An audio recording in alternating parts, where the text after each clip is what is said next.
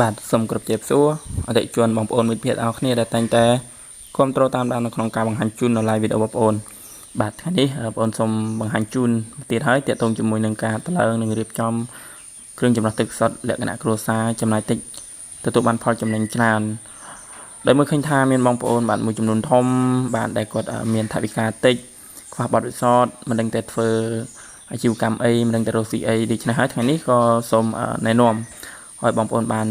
ស្គាល់និងបានឃើញតាក់ទងជាមួយនឹងការធ្វើទីផ្សារអាជីវកម្មទឹកបាទព្រោះអាជីវកម្មទឹកគឺជាអាជីវកម្មមួយដែលទូលំទូលាយនៅក្នុងការធ្វើទីផ្សារគឺអត់មានហានិភ័យអត់ខ្លាចខាតសម្រាប់បងប្អូនដែល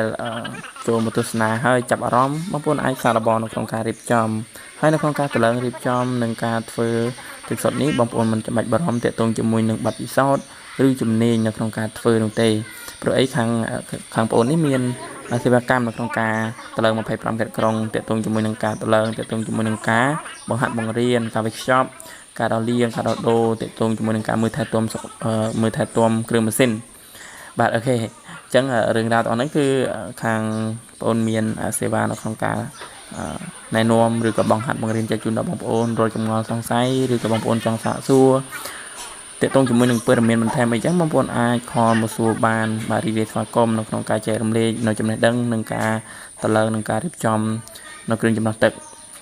ហើយសម្រាប់បងប្អូនដែលមានបញ្ហាតាក់ទងជាមួយនឹងទឹកបាទតាក់ទងជាមួយនឹងបញ្ហាទឹកដូចជាស្ទះដូចជាចង់ដូរគ្រឿងបន្លាស់ឧបករណ៍អីចឹងបងប្អូនក៏អាចទំនាក់ទំនងបានដូចគ្នាខាងបងប្អូនមាននៅក្នុងការដោះដូរគ្រឿងឧបករណ៍ម៉ាស៊ីនចម្រោះទឹកដូចគ្នាហើយមួយចំណែកទៀត